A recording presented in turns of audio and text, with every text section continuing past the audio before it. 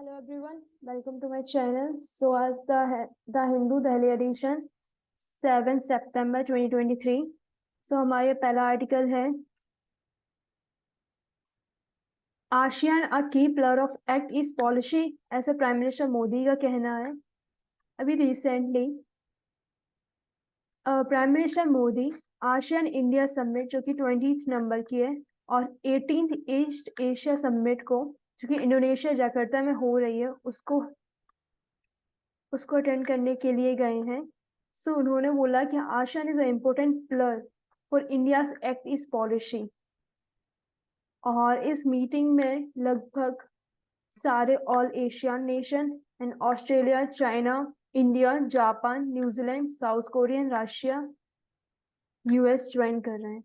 So article आपके लिए ये इम्पोर्टेंट है GS2 के पॉइंट ऑफ व्यू से, जिसमें इंडिया की एक्ट ईस्ट पॉलिसी के बारे में बोला गया है और कैसे इंडिया इंटरनेशनल रिलेशन में एक्टिव पार्टिसिपेट कर रही है। और ये ब्रिटेन पॉइंट ऑफ व्यू से ये वाली न्यूज़ इंपॉर्टेंट होगी कहाँ पर east Asia summit and ASEAN India summit hold की गई है। और ये किस नंबर की होगी? 20th नंबर की ASEAN India summit and 18th number की ईस्ट एशिया समिट जो कि जाकार्ता में होल्ड होगी, इंडोनेशिया की कैपिटल। तो बढ़ते हैं अपने नेक्स्ट आर्टिकल की ओर। सो ये आर्टिकल है India Bharat and host of implication. Recently India versus Bharat की डिबेट चल रही है जो कि पॉलिटिकल एजेंडा बन गई है। सो उन्होंने यही बोला गया है कि इसको पॉलिटिकल एंगल से देखने के अलावा भी इसके बहुत सारे historical, ideological, constitutional and international implication है। सो उसको भी ध्यान में रखना चाहिए। उन्होंने बोला कि ऐसा माना जा रहा है कि अपोजिशन पार्टीज का ब्लॉक इंडिया नाम रखने के कारण, जिसका full form India national development inclusive alliance है, इस वजह से रूलिंग पार्टी चेंज कर रही है। और इन्होंने ये बोला कि G20 समिट की इनविटेशन कार्ड जो कि प्रेसिडेंट की तरफ से जाता है उसमें भी प्रेसिडेंट ऑफ भारत लिखा गया है instead of president of India. फिर इन्होंने हिस्टोरिकल बैकग्राउंड देने को दिया है, जिसमें उन्होंने बोला कि जब 1947 में इंडियन इंडिपेंडेंस एक्ट 1947 के तहत जब दो dominion status India and Pakistan बना था, तो उसमें पाकिस्तान की एक डिमांड ये थी कि या तो इंडिया को हिंदुस्तान चुनना चाहिए अपनी वर्डिंग में अपने नाम के आगे, या तो भारत, क्योंकि इंडिया के हमेशा पक्ष में वो रहा कि इंडिया नाम पाकिस्तान को मिलना चाहिए because of its location around Indus region. So ये बोला। फिर India's position was that it was the successor state too, लेकिन इंडिया ने यूनाइटेड नेशन मल्टीलेटरल प्लेटफॉर्म में ये बोला कि इंडिया की position is strong here because India की जो पोजीशन मिली है वो ब्रिटिश इंडिया से मिली है। एंड पाकिस्तान जब इंडिया से अलग हुआ है तो इंडिया के पास स्ट्रांग होल्ड है कि वो अपना नाम डिसाइड कर सके जो कि इंडिया रखा है। और इसको मान्यता यूनाइटेड नेशन और जो मल्टीलेटरल ऑर्गेनाइजेशन है उन्होंने भी बोला कि भारत इंडिया का नाम इंडिया रखना चाहिए, जो कि इंटरनेशनल एरिया में बहुत सही रहेगा, फेमिलियरिटी रहेगी। India retain the name India in all international multilateral fora. और whenever the English language is used international multilateral organisation में तो इंडिया ही टर्म यूज करते हैं। उन्होंने एग्जाम्पल के थ्रू भी बताया कि recently joint statement around ministry of external affairs की वेबसाइट पे आप देखोगे कि इंडिया और ग्रेस की जो ज्वाइंट स्टेटमेंट मीटिंग हुई थी अभी, उसमें भी भारत की जगह पर उन्होंने इंडिया टर्म्स यूज किया था। और in letter of the G20 president ने जो इनविटेशन कार्ड भेजा था एम्बेसडर, डिफरेंट एम्बेसडर और गवर्नर, स्टेट CM एक्स्ट्रा, उनमें भी भारत नाम तो लिखा था लेकिन साथ ही में अंदर इंग्लिश टर्म इंडिया भी यूज किया गया। फिर उन्होंने एक कॉन्स्टिट्यूशनल प्रोविजन जो कि 15th अमेंडमेंट एक्ट है उसके तहत बोला कि ये डिबेट चल रही है तो इसमें हमारा कॉन्स्टिट्यूशन क्या बोलता है। तो इस constitution authoritative background of the English in the version it is best to run the 15th constitution amendment constitution done in 1987, जिसमें ये बोला गया कि under the authoritative text in the Hindi language, the constitution which could be used in the legal process too.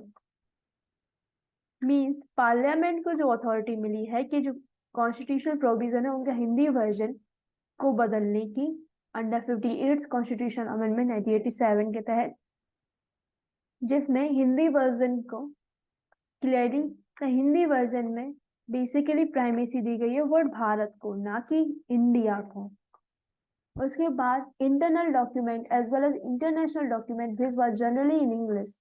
उसमें भी जैसे आप लोग गजेट्स ऑफ इंडिया देखते हैं इंग्लिश में, और हिंदी में उसको बोलते हैं भारत का राजपत्र।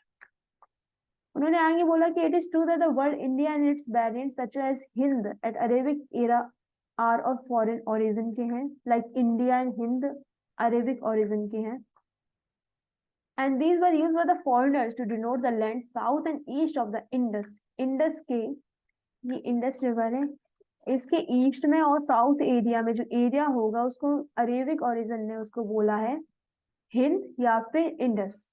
उसी को आगे चलाते हुए ब्रिटिशर्स ने भी पूरे रिफर जो नॉर्थ एरिया है उसको इंडिया बोला है, and but also to all the subcontinent. उन्होंने ब्रिटिशर्स ने इसको इंडिया टोटल माना है, भारत का उन्होंने जिक्र नहीं किया था।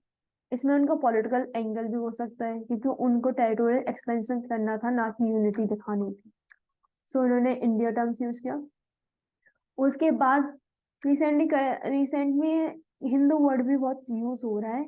It is even use in the emotive expression like Jai Hind is use by the public personalities and highest office holders in हर स्पीच। प्रेसिडेंट की जो अभी इन्होंने इंडिपेंडेंस डे पर दी थी, उन्होंने भी जय हिंद जय भारत बोली। लास्ट में कंक्लूडिंग रिमार्क में ऑथर बोला the problem is that they can not do so international. करने को तो गवर्नमेंट कर सकती है, लेकिन इंटरनेशनली एक्सेप्टेंस हो भारत टर्म की, उसके लिए उनको या तो एक टर्म को चूज करना पड़ेगा यानी कि भारत, और दूसरे टर्म इंडिया को हटाना पड़ेगा, और उसके लिए चाहिए पड़ेगा constitutional amendment act under article 368। और in any event the tradition of using India in English and Bharat in India is a vice. उन्होंने बोला कोई चेंज करने की कोई जरूरत नहीं है, ऐसी कोई जरूरत आ पड़ी है क्या प्रायोरिटी के बेसिस पर कि हमको कॉन्स्टिट्यूशन में अमेंडमेंट करके ये चेंज करना ही पड़ेगा। अगर ऐसा कुछ नहीं है तो हिंदी में भारत टर्म यूज किया जाए और इंग्लिश में इंडिया। सो ये आर्टिकल 2-3 दिन से बहुत बहुत न्यूज में रहा है, इसमें अलग अलग एडवांसमेंट होते रहेंगे, सो आप इस पर नजर रखे रहें, देखते हैं क्या क्या एडवांसमेंट होते हैं। सो बढ़ते हैं अपने नेक्स्ट आर्टिकल की ओर। ये आर्टिकल है बेसिकली द ब्रिजिंग,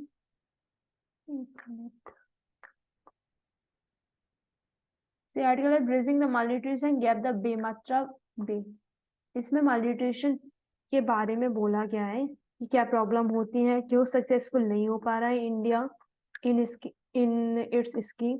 ये आर्टिकल आपके GS2 पॉइंट ऑफ व्यू से इम्पोर्टेंट है, जिसमें हेल्थ, सोशल जस्टिस के अंदर हेल्थ, मालन्यूट्रिशन, हिडन जैसे सब टॉपिक भी है। तो इन्होंने बोला कि अगर हम लोग को मालन्यूट्रिशन को कम करना होगा तो nutrition counselling to the people on their eating habit और फीडिंग प्रैक्टिसेस पर, और साथ में उसकी मॉनिटरिंग भी करना पड़ेगा, तभी कुछ हो पाएगा। Now children have mid day meal. उन्होंने बोला कि मिड डे मील है, पब्लिक डिस्ट्रीब्यूशन सिस्टम भी है, पोषण अभियान भी चल रहा है आंगनवाड़ी सेंटर की मदद से, और कहीं कहीं स्टेट्स में, डिफरेंट स्टेट्स में तो डिफरेंट टाइप की चीजें लाइक पीनट चिक्की, एग्स, बनाना, प्रोटीन पाउडर, ये सारी चीजें भी मिल रही हैं। उन्होंने एग्जाम्पल दिया कि मुख्यमंत्री सुपोषण योजना छत्तीसगढ़ में, but nutrition security still a distant है, लेकिन प्रेवलेंट सिचुएशन ऐसी है कि माल न्यूट्रिशन से हर चौथा बच्चा फेस कर रहा है।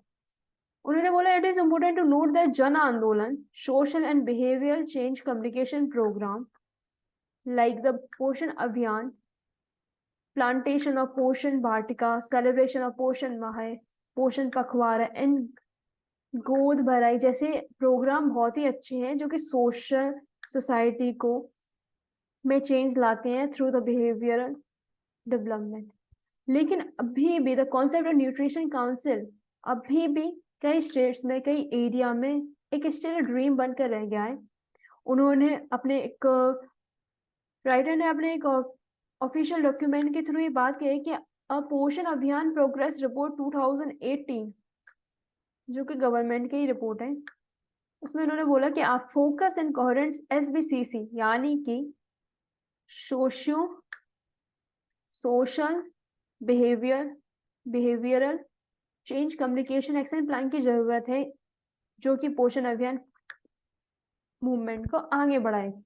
उन्होंने आगे एक केस स्टडी के रूप में एक बेमेत्रा जो भी प्रोनाउंसिएशन है उसका, छत्तीसगढ़ में एक एरिया है जो मालन्यूट्रिशन स्टेटस में बहुत हाई रिस्क पर था। इवन एट ये एग्रीकल्चर रिच होने पर भी अनअफेक्टेड ऑफ नेक्सटाइल एक्टिविटीज होने के बावजूद यहाँ पर सेवर एक्यूट मालन्यूट्रिशन चिल्ड्रन का प्रेवलेंट है अराउंड 3299 2022 दिसंबर में से स्टडी से पता चला है कि लगभग 3299 सेवर एक्यूट मालन्यूट्रिशन कंडीशन यहाँ पर उन्होंने बोला कि यहाँ पर lack of proper knowledge about feeding practices, knowledge around when how to eat and what to eat, अभी भी लोगों को पता नहीं है, अवेयरनेस नहीं है। तो एक मूवमेंट चला था, उसका नाम इन्होंने रखा पोत लाइका अभियान, छत्तीसगढ़ी लैंग्वेज में बोलते हैं इसको। इसका मीन्स है हेल्दी चाइल्ड मिशन, जिसमें न्यूट्रिशनल काउंसलिंग प्रोग्राम होंगे implemented in 72 of the most affected Anganwadi centers, Bematra subdivision of Bematra district, with the support of UNICEF and Chhattisgarh government. जिससे क्या होगा, क्या क्या एक्टिविटीज होंगी? Every Friday the parents of the targeted severe acute malnourished children and medium acute malnourished children को बुलाया जाएगा, उनको काउंसलिंग दी जाएगी और छत्तीसगढ़ी लैंग्वेज में जो तिरंगा भोजन मीन्स अब बैलेंस डाइट के बारे में बताया जाएगा। उनको और भी टिप्स दी जाएंगी like how to lead a healthy lifestyle, many harmful dietary myth को तोड़ा जाएगा, सुपरस्टिशन और डिस्प्लेस उनको हटाया जाएगा और साथ ही जो पार्टिसिपेटरी अप्रोच है like local leaders, sarpanch, panchayat सचिव, रिलीजियस हेड, उनको भी इंगेज किया जाएगा जिससे कि इन्फ्लुएंस बना रहे। डोर टू डोर विजिट होगी चिल्ड्रंस के यहाँ पर और इससे रिजल्ट क्या निकला कि लगभग 53.7% of the targeted children were brought out of malnutrition condition, which is a really good sign. मात्र 9 महीने के अंदर लगभग 53.77% टारगेटेड चिल्ड्रन को मालन्यूट्रिशन कंडीशन से हटा करके इनको एक हेल्दी लाइफस्टाइल जीने का मौका दिया गया। और इसको अगर अपन लोग कंपेयर करें कि रैंडम अगर अपन लोग कोई इनिशिएटिव लॉन्च करते हैं without participation of the local stake holders, तो मात्र 20 आंगनवाड़ी सेंटर्स में 30.6% चिल्ड्रन ही मालन्यूट्रिशन से हट पाए as compared to the 53.77% of the case of Potta Laika Abhiyan Healthy Child Mission in Bematra area. Further, while providing meals require elaborate budgeting. इन्होंने compare करके कहा कि हाँ हम मिड डे मील ये सब कंडीशन रखते हैं तो उसमें साथ में फाइनेंशियल कंस्ट्रेंट भी आते हैं लाइक बजटिंग में, रिस्क ऑफ लीकेज, जो करप्शन होता है उसमें और वही यह मिशन जो कि जीरो कॉस्ट है, मात्र फ्यू ट्रेनिंग सेशन दिया जाए एंड रेगुलर मॉनिटरिंग से कितना इफेक्ट डाल सकता है, ये सोचने वाली बात है। From the experience highlighted, there is no doubt that this model needs to be replicated on a larger scale across different districts and states of India. उसके बाद कंक्लूडिंग रिमार्क में ऑथर ने बोला कि हमको अगर अपने आप इंडिया को कुपोषण मुक्त भारत बनाना है तो ऐसे मिशन को पार्टिसिपेटरी अप्रोच से लॉन्च करना ही पड़ेगा। सो ये article basically GS2 malnutrition health से रिलेटेड है। ऊपर से ये जो केस स्टडी है ना, बेमात्रा केस स्टडी, ये बहुत ज्यादा इंपॉर्टेंट है। इसको आप केस स्टडी के रूप में लिख सकते हो अपने आंसर राइटिंग में। जब भी आपको मालन्यूट्रिशन का कोई क्वेश्चन मिले या फिर आपको पॉइंट लिखना हो तो आप ये केस स्टडी लिख सकते हो। कैसे participatory approach, local governance etcetera मिलकर मालन्यूट्रिशन को हरा सकते हैं। तो बढ़ते हैं अपने नेक्स्ट आर्टिकल की ओर।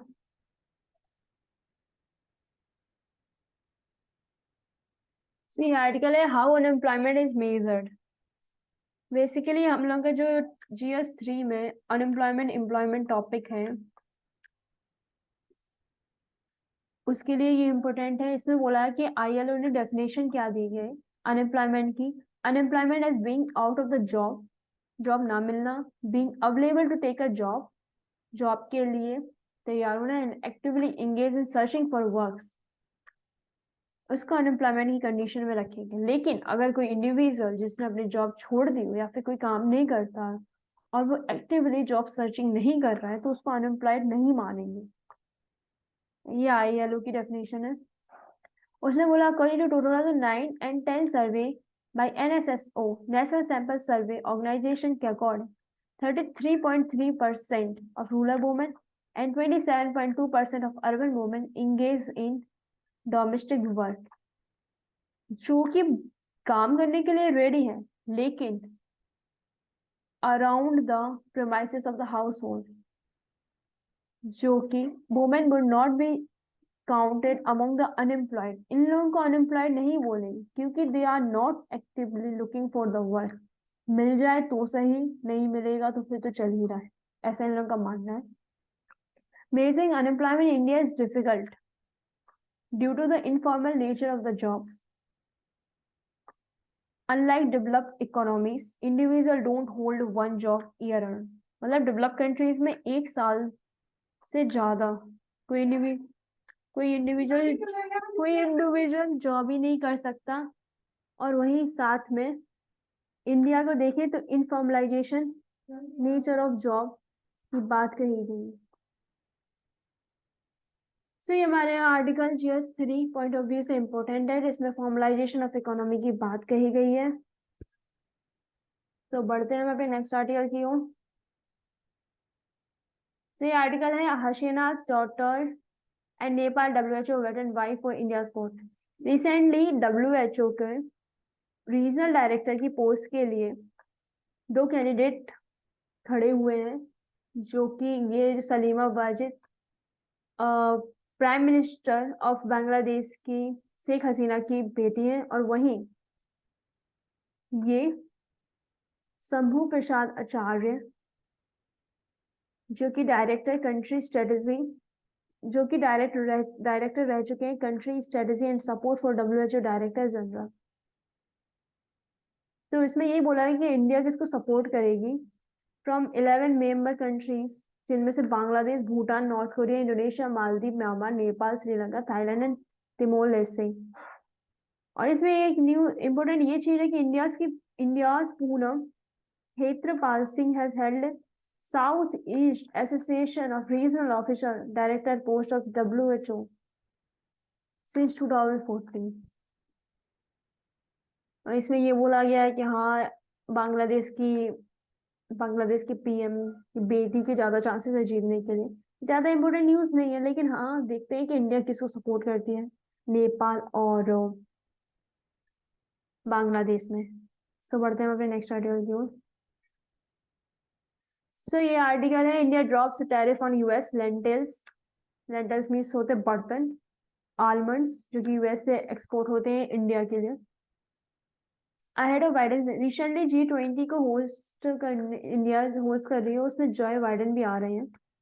During his state visit to the US in June, Narendra Modi and the Biden administration had agreed to resolve 6 bilateral trade dispute जो कि WTO में थे। उन्होंने जून में जब प्राइम मिनिस्टर मोदी की विजिट हुई थी ना, तो उन्होंने ये बोला था कि हम 6 bilateral ट्रेड डिस्प्यूट को हटाएंगे। India raise imports duties on 28 product from the US in June 2019।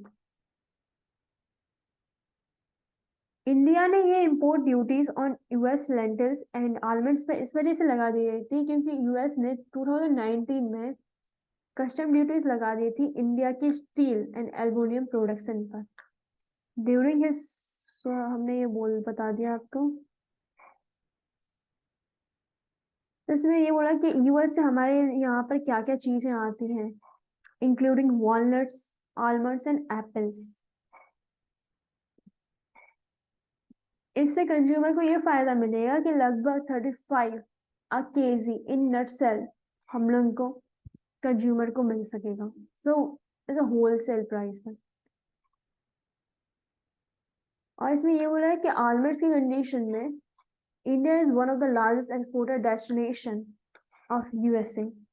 तो आपके GS2 पॉइंट ऑफ व्यू से इम्पोर्टेंट है और इंडो यूएसए रिलेशनशिप के बायलैटरल रिलेशनशिप में भी इम्पोर्टेंट है, और क्या क्या इम्पोर्ट एक्सपोर्ट्स सिचुएशन रहती है इंडिया एंड अदर कंट्रीज में, उस हिसाब से भी आप देख लेंगे। तो बढ़ते हैं अपने नेक्स्ट आर्टिकल की ओर।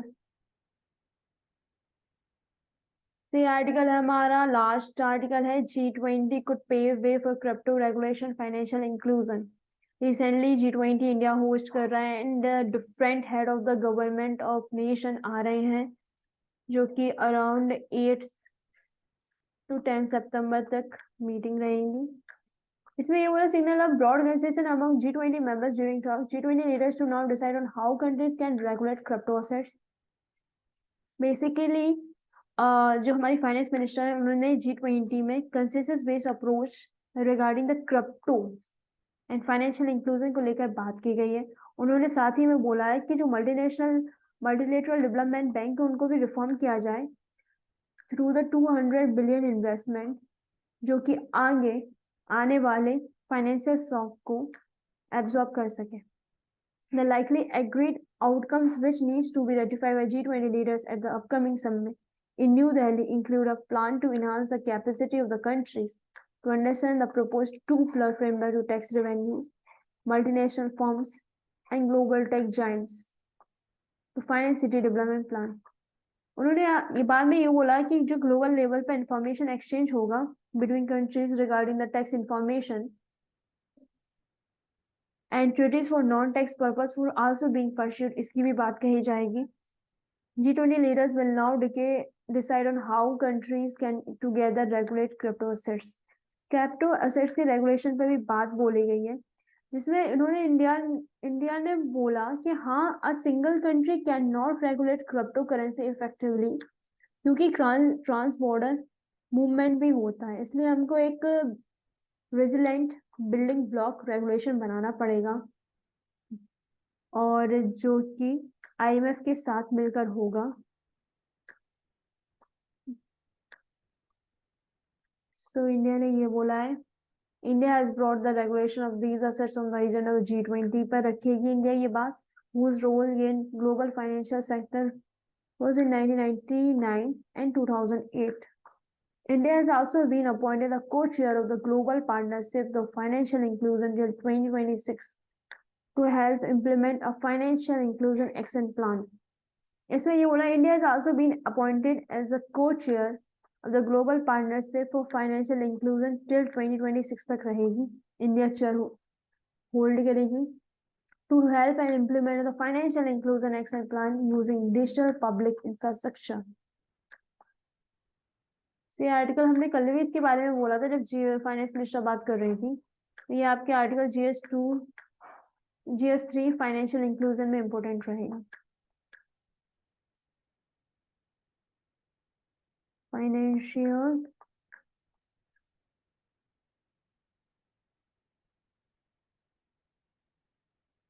मेंस पॉइंट ऑफ व्यू से भी इम्पोर्टेंट है, रिसेंटली इमर्जिंग टेक्नोलॉजी क्रिप्टो से उसमें इम्पोर्टेंट है। तो थैंक यू, अगर आपका हमारी एनालिसिस अच्छा लगा हो तो 7 सितंबर 2023 का keep watching, keep subscribing, sharing and like, do like and share.